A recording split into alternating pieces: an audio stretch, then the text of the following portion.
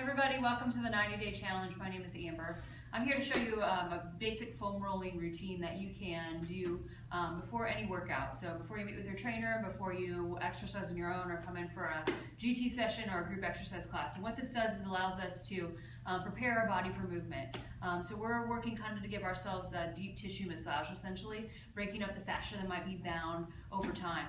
And that can be caused by overuse injuries or just chronic postures that we might hold. And as we go through this, you might feel a little bit of discomfort, but nothing that should be extremely painful. So I'll talk you through the movements we'll be going through. The first one, we'll be working on our thoracic cavity, the mid-back, and opening that up. We'll just lift our hips up, bracing our core a lot.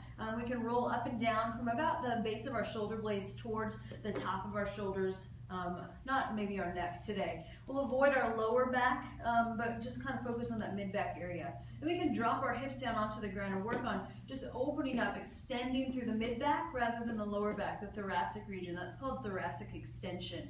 So we'll really open our chest towards the ceiling and then come back and just start again. Just doing a few repetitions there to find openness in our chest. We'll then move into our lats, the fleshy area underneath of our armpit, kind of rolling from the armpit down over again by the shoulder blade. You'll notice that you'll have probably some spaces that might be tender. If you focus on that area, maybe take a few deep breaths and try to ask that muscle to release. You can also choose to roll side to side, kind of moving across the belly of the muscle, just playing around to find that space that might be talkative to you and your body. You'll spend probably about 1 to 2 minutes on each body part. I'm moving through kind of quickly to demonstrate. We'll move through now to our glutes. We'll extend our bottom leg out straight to start and move through the fleshy portion of that hip, your glutes. You can also choose to move into figure 4, rolling in that same pattern, kind of again just massaging around, exploring your muscles and finding the space where it might be most tense or sore or tight, trying to release that.